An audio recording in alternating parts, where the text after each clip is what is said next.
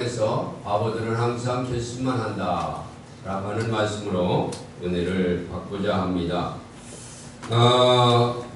바보들은 항상 결심만 한다. 좀 이상하죠. 그런데 사실은 이 말씀의 제목은 미국의 맥말란이라고 하는 작가가 쓴 책으로서 2016년도에 아주 베스트셀러였던 책의 제목입니다. 그렇습니다. 항상 결심을 하지만은 그 결심한 것들을 우리가 실천하지 못하는 그런 모습들을 보지요. 그래서 오늘 본문에 있는 말씀을 통해서 여호수아의 저런 결심합시다라고 하는 말씀을 드리도록 합니다. 다 같이 여호수아처럼 결심합시다. 여호수아처럼 결심합시다. 예, 여호수아처럼 결심합시다. 결심만 하고 끝나는 것이 아니라 그 결심을 행하는 자들이 되어야 된다는 거지요. 자연스러운 자세를 가지고 편안하게 얼굴을 좀 펴시고 편안하게 말씀을 듣는 그런 시간 되시기를 간절히 바랍니다. 그래요. 이제 오늘이 6월 30일입니다. 신년 초에 여러분들이 항상 결심을 하죠. 어떤 결심을 합니까? 교회에서는 열심히 기도도 하고 봉사도 하고 전도도 하고 헌신도 해야 되겠다 결심을 하고, 또한 가정에서는 성실한 아내, 남편, 또한 열심히 충성하는 그런 직장인, 그리고 다이어트 좀 해야 되겠다 뭐 그런 결심도 하고 말입니다. 책도 좀 읽어야 되겠다 뭐 이런 결심을 연초에 합니다. 그런데 한 6개월 안년을 지나다 보니 결심이 자꾸 희석되어가고 있지는 않습니까? 한번 결심한 것들은 실천하라는 주님의 음성인 줄 믿습니다. 할렐루야. 또한 이 결심에는 부정적인 결심과 긍정적인 결심이 있습니다. 부정적인 결심은 어떤 것들이 있습니까? 여러 가지가 있겠죠. 남을 힘들게 하고 어렵게 하는 그런 결심. 특별히 성경에서 보면은 바리새인들과 서기관들은 사도 바울, 열심히 이방 전도를 하는 사도 바울을 죽여야 되겠다, 감옥에 쳐넣어야 되겠다, 그런 결심을 합니다. 이런 결심들은 부정적인 결심이죠. 또한 긍정적인 결심은 성경에 보면 여러 가지 얘기들이 있습니다.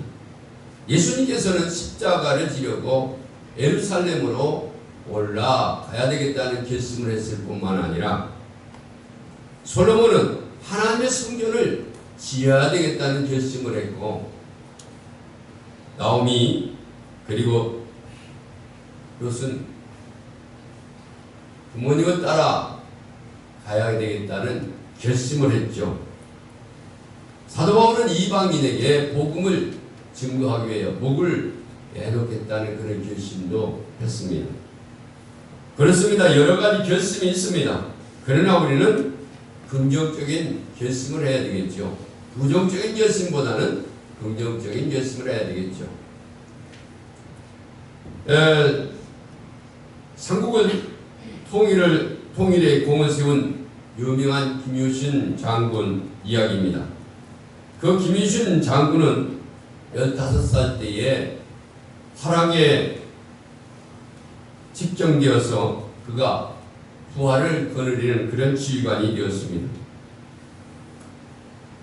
그는 자주 술집에 출입하는 버릇이 생겼습니다. 하루는 그의 어머니가 유신을 불러놓고 눈물을 흘리면서 이렇게 책망을 했습니다. 나는 내가 가문과 나라를 위해서 큰 사람이 되기를 원했거든.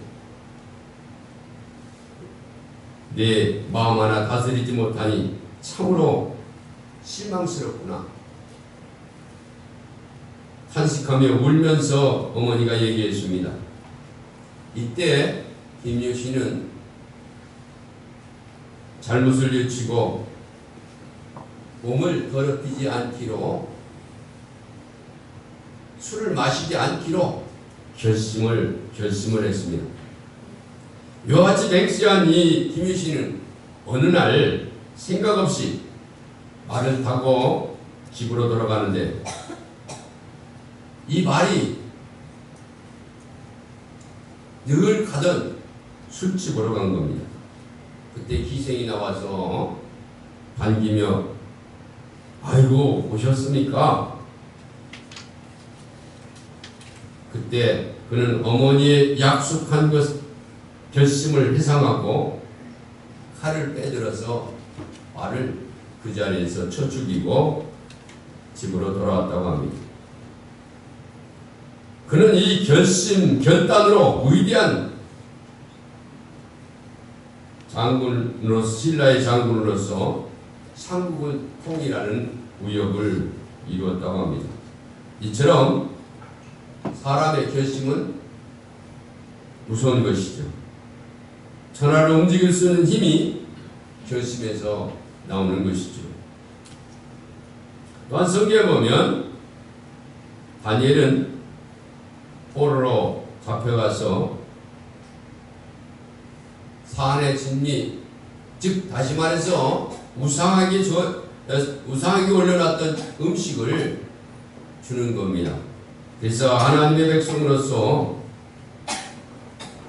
우상에게 올려놨던 음식을 먹지 아니하고, 그리고 당신의 몸을 더럽히지 않기를 한관장, 그를 주관하는 한관장에게 구했습니다. 근데 지금 다니엘은 어떤 신분입니까? 그는 포로로 잡힌 포로입니다. 그뿐만 아니라 노예나 마찬가지입니다. 자기 의사를 자유롭게 이야기할 수 있고 관찰시킬 수 있는 그런 신분이 아닙니다. 그럼에도 불구하고 다니엘은 과감하게 자기 뜻을 바벨론의 관리에게 요구했던 것이죠. 이것은 진정한 신앙인의 결심과 용기입니다. 그렇습니다. 우리는 연초에 주님의 뜻대로 산다고, 주님 기뻐하는 일을 도모한다고, 헌신하며 산다고, 그리고 가정을 위해서 열심히, 또한 몸을 위해서 건강케 하겠다고 결심을 했는데, 얼마나 그 결심을 지키고 그 결심대로 살고 있습니다. 에스라는 여호와의 율법을 연구하며 율례와 규례를 이스라엘 백성들에게 가르치기로 결심했다고 했습니다. 다시 말하면 에스라는 민족이 살 수 있는 길은 바로 하나님의 말씀을 올바로 알고 순종하며 사는 길이라는 거죠. 그래서 확신을 가진 가운데 하나님의 말씀을 가르치기로 결심했다는 거죠. 그런데 아까도 말씀을 드렸지만 반대로 사울은 악신이 들려서 그의 사위이면서 또한 나라의 부국공신인 다윗을 죽이겠다고 결심하죠. 또한 가인은 그의 아우 아벨이 하나님 앞에 제사를 드린 그 제물을 받으시는 걸 보고, 그리고 당신 자신의 제물은 받지 않는 것을 보고 아우를 쳐 죽이겠다고 결심하죠. 여러분, 이런 결심은 하나님도식에 합당치 못한 부정적인 그런 결심이죠. 오늘 본문에 있는 말씀은 이스라엘 백성들이 광야 생활을 마치고 가나안 땅에 들어가서 얼마 동안 생활하는 중에 여호수아는 나이가 많이 들어서 지도자로서 헌신할 수 없게 되었습니다. 그래서 이스라엘은 서서히 가나안 주민들의 풍속을 젖어서 하락해가고 있었습니다. 이에 여호수아는 이스라엘 백성들을 향해서 결심을 촉구하고 있습니다. 오늘 봉독하지는 않았지만은 여기 24장 1절에 보면 이렇게 말씀하고 있습니다.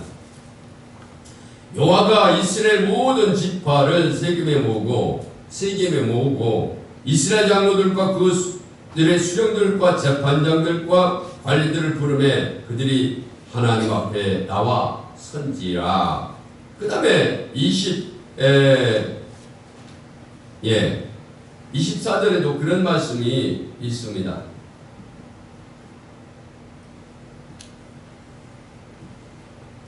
이는 여호수아의 고변 설교라고 할 수가, 마지막 설교라고 할 수가 있겠죠.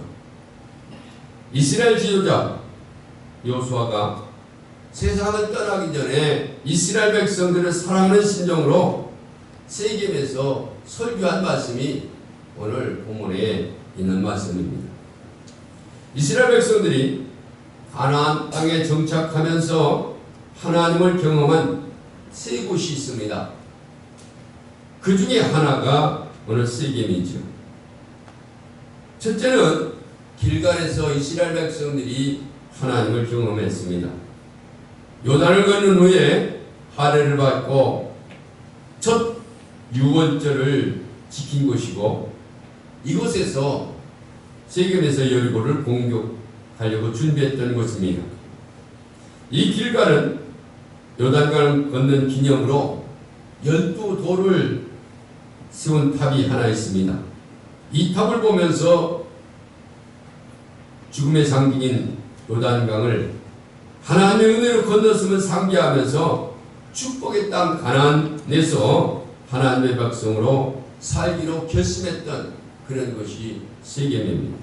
아니, 길갈입니다. 그러므로 길갈은 새로운 시작을 나타내는 곳이죠. 광야에서 요단강을 건너 구원받은 백성으로서 감사하며 살기로 결심한 곳이 길갈입니다. 또 둘째로 실로입니다. 여호수아 18장에 보면 실로는 이스라엘 백성들이 회막을 건축한 곳입니다. 여기서 아직 기업을 받지 못한 7지파에서 3명씩을 뽑아서 남은 땅을 지도를 그려오게 하고 제비를 뽑아서 그 땅을 나눠줬던 것입니다. 회막은 하나님을 만나는 곳입니다. 실로는 하나님과의 만남의 장소입니다. 또한 인생이 삶을 살다가 실로에 가서 잘못된 나의 삶을 교정받는 것이 실로입니다.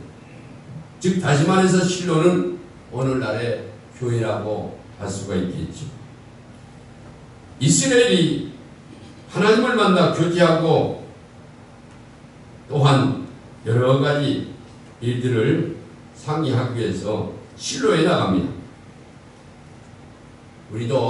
우리 서강교회도 오늘 성가대 찬송도 했지만은 실로가 되는 놀라운 역사 있는 줄 믿습니다.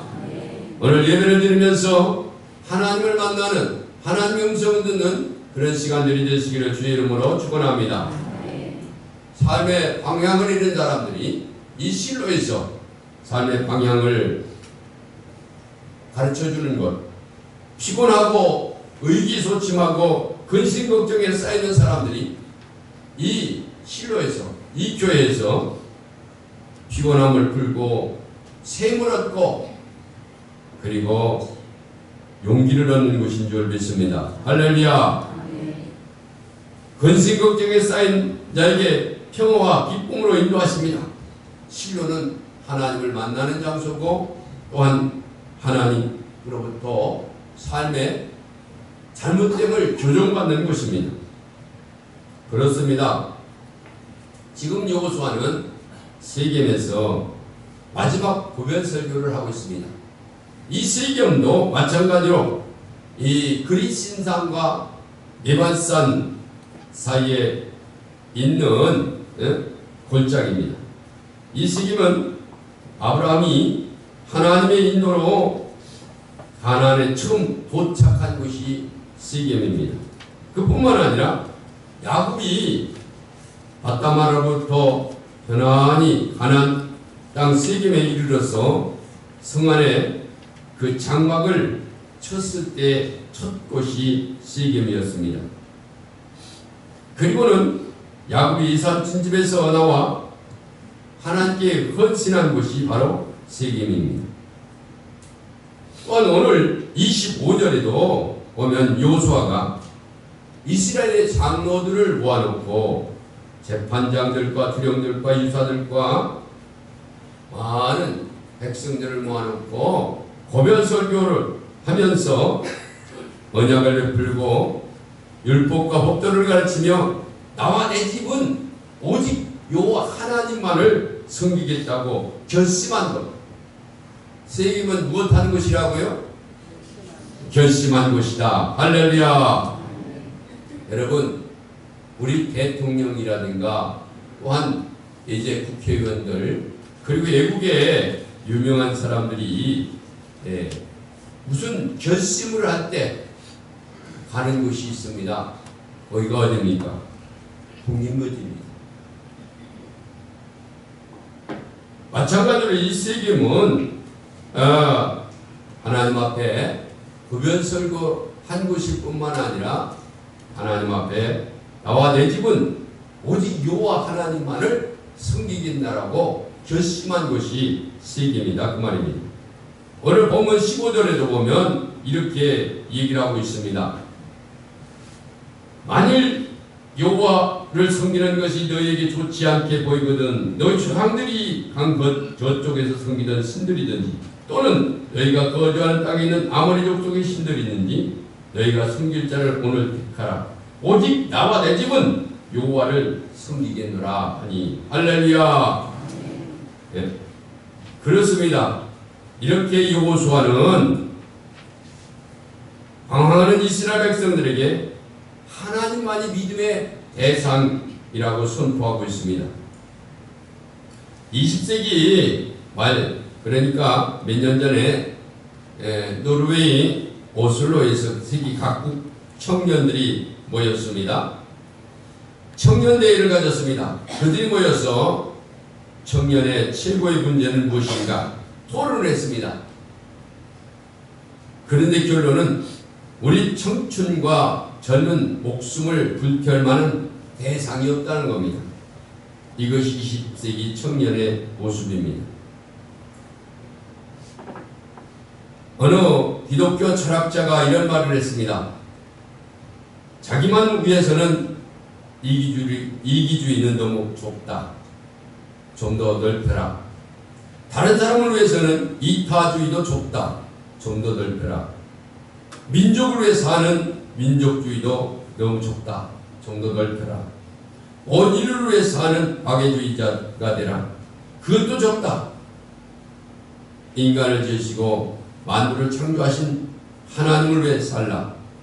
하나님을 위해 사는 그리스도인의 삶이 가장 넓은 삶이다 라고 했습니다. 우리 모두 넓은 마음으로 넓은 삶을 살기를 주님의 이름으로 축원합니다. 그렇습니다. 여호수아는 이기주의, 이타주의, 민족주의, 백외주의 결심한 것이 아니라 나와 내 집은 여호와만 섬기겠노라고 하면서 신본주의 신앙을 살겠다고 결심했다는 거죠. 자, 그러면 여호수아의 세 가지 결심을 말씀을 드립니다. 첫째로 여호수아의 신본주의 결심, 특별히 우상을 버리겠다는 결심. 다 같이 우상을 버리겠다. 그렇습니다. 하나님의 약속의 땅 이스라엘 백성들이 정착하고 살아갈 가나안 땅에 살고 있는 원주민들은 항상 우상을 섬기고 있었습니다. 그러기에 하나님께서 모세에게 그런 말씀을 했습니다. 야, 너희들 가나안 땅에 들어가면 원주민들을 다 죽여라. 네? 아이고, 하나님 어떻게 원주민들을 다 죽일 수가 있어요? 이상하죠. 그런데 모세가 그 말씀을 어겼습니다. 같은 민족은 다르지만 같은 사람 아니니. 그런데 하나님은 죽이라고 했어요. 본토에 들어가서 다 죽이라고 했어요. 근데 그 말을 듣질 않았습니다. 민수기 33장 55절에 너희가 만일 그 땅 거민을 너희 앞에서 몰아내지 아니하면 너희의 남겨둔 자가 너희 눈에 가시와 너희 옆구리에 찌르는 것이지요. 너희 거하는 땅에서 너희를 괴롭게 하리라. 그렇습니다. 여호수아도 같은 말을 이스라엘 백성들에게 얘기했습니다. 오늘 본문에 아니지만 23장 13절에 이렇게 얘기를 하고 있습니다. 확실히 알라. 너희 하나님 여호와께서 이 민족을 너희 목전에서 다시는 쫓아내지 아니하시니 그들이 너희에게 올무가 되며 덫이 되며 너희 옆구리에 채찍이 되며 너희 눈에 가시가 되어 너희가 마침내 너희 하나님 여호와께서 너희에게 주신 이 아름다운 땅에서 면하리라. 죽이지 않으면 그것이 가시가 되고 올무가 되고 그들이 너를 찌르게 한다는 거죠. 근데 여호수아도 그렇게 얘기했다는 거죠. 그러나 나는 오늘날 온 세상 사람들이 가는 길로 가려니와 이제 죽게 되었다는 거죠. 그러면서 고별 설교를 하는 가운데 이제는 14절 15절 뭐라고 합니까? 그러므로 이제는 여호와를 경외하며 온전함과 진실함 그를 섬기라. 너희 조상들이 저 강 저쪽과 애굽에서 섬기던 신들을 치워버리고 여호와만 섬기라고 했습니다. 여호와만 섬기라고 강조하고 있다 그 말입니다. 그때 이스라엘 백성들이 뭐라고 했습니까? 16절 우리 16절 다같이 시작. 백성이 대답하여 이르되 우리가 결단코 여호와를 버리고 다른 신들을 섬기지 아니하겠으리니. 백성들이 그러는 거예요. 아, 그렇습니다. 우리는 결심합니다. 다른 신들을 안 섬기겠습니다. 결심했다는 거죠. 그 다음에 21절 오늘 봉독하지는 않았지만 한번 읽어보겠습니다. 시작. 백성이 여호수아에게 말하되 아니나이다. 우리가 여호와를 섬기겠나이다 하는지라. 할렐루야. 그렇습니다. 그래서 언약을 세겜에서 세웠다고 말입니다. 약속했다고 말입니다. 백성과 여호수아와 손가락을 걸고 도장까지 찍었다 그런 얘기입니다. 여호와만 섬기겠다고 결심했다 그런 얘기입니다. 기독교가 한국에 선교될 때 우리나라는 우상이 가득했습니다. 그래서 유대계의 다신교와 불교의 우상문화가 이 땅을 점령하고 있었습니다. 그래서 복음이 가정에 파고들을 때 가장 저항은 뭐냐면 조상 문제입니다. 조상 문제. 조상제사 문제입니다. 조상제사도 효도 문제죠. 또 윤리 문제와 차원이 다른 우상숭배로 규정하면서 신실한 성도들이 환난과 핍박을 당했습니다. 그런데 지금은 그렇지 않아요. 요새 우상숭배하는 사람 별로 없어요. 물론 있기도 있어요. 비행기 만들고 돼지 잡아서 다가리 놓고 고사진하고 있죠. 그런데 그런 희생 옛날에는 수없이 많지만 지금은 그렇게 많지는 않죠. 그런데 말입니다. 그런 것보다 더 중요한 것이 있는데 뭐냐면 그런 건 이제 요새 우상숭배는 별로 잘 않지만서도 뭐가 더 우상숭배냐면 하나님보다 그것을 더 사랑하면 그것이 우상이다 그런 얘기입니다. 지난 주일에도 주보에 있습니다만 자식을 더 사랑하면 그게 우상이에요. 돈을 더 사랑하면 그것이 우상입니다.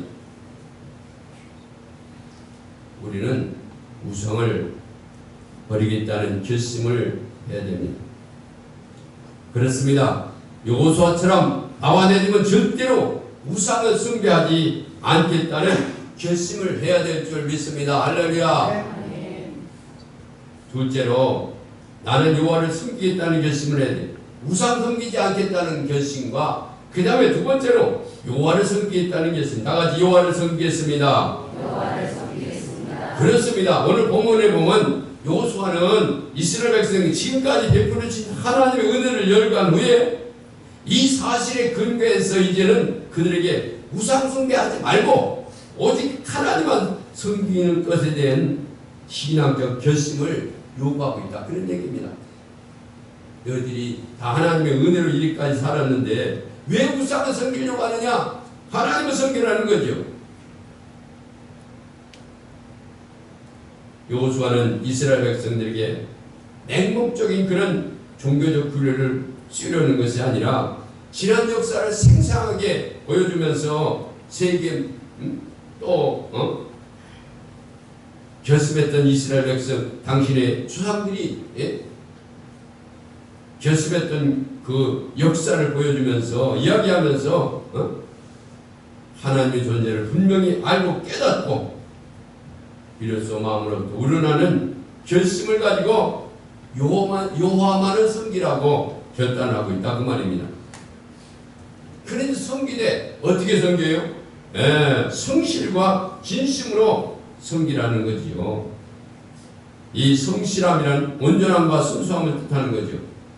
그리고 진정이라는 것은 에멘트라고 하는 말인데 견고한 확실한 의미입니다. 따라서 이 말은 하나님을 섬기되 잡다한 생각이 없이 오직 하나님만을 순수한 마음과 뜻을 가지고 섬기라는 거죠. 그리고 어떤 유혹에도 견딜 수 있는 견고한 마음을 가지고 섬기라는 겁니다. 오직 나와 내 집은 여호와만 섬기겠노라. 이런 결심 속에서 종교적인 혼합주의를 용납하지 않겠다는 거죠. 다신교 사상을 배격했다는 말입니다. 작년인가요? 성탄절에 스님들이 교회에 와서, 아니 교회가 아니고 성당에 가서 예배를 드렸어요. 그러니까 신부들이 너희들이 왔으니까 우리들도 절에 가서 뭘 해요? 부처 앞에 예배를 드린다는 거예요. 그게 뭡니까?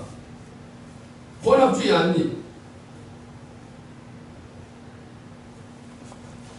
여러분, 이럴 때 나는 하나님만 섬기겠다는 결단입니다. 15절에 보니까 오직 나와 내 집은 여호와만 섬기겠노라. 할렐루야. 나와 내 집은 여호와만 섬기겠노라. 이 말은 내가 지키지 않거든 바람직하게 보지 않거든의 뜻입니다. 즉 여호수아가 이스라엘 백성에게 너희가 하나님을 섬기는 것이 내키지 않거든 이라고 말하는 것은 하나님을 섬기되 결코 억지로나 마지못해서가 아니라 오직 성실과 진심으로서 섬겨야 된다는 사실을 우리에게 일깨워주고 있다. 그런 얘기입니다. 우리 우리 청년들, 학생들은 대부분 부모님에 의해서 억지 못해서 코 끌려서 오는 경우가 있어요. 안 하면 성하니까, 귀찮으니까, 억지 못해서. 여러분, 그러지 마시고, 그런 결단을 하세요. 같은 시간입니다. 오는 것은 같은 시간이에요. 그러면 기쁜 마음으로, 즐거운 마음으로, 그리고 결심하고, 결단하고, 적극적으로, 열정적으로 하나님을 섬겨야지. 이왕이 와서 하나님을 섬기되, 이왕 와서 찬송을 하되, 크게 열심으로 찬송을 하라는 거지요. 같은 시간을 하나님 앞에 드리면서 억지로 저는 끌려다닙니까? 왜? 내 자유를 못합니까?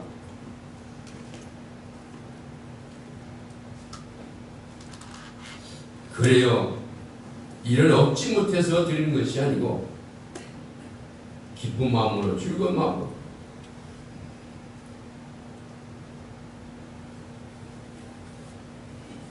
임종을 목전에 둔 여호수아가 이스라엘 공동체의 신앙을 새롭게 다지기 위해서 분명한 신앙의 결단을 촉구하고 있다 그 말입니다.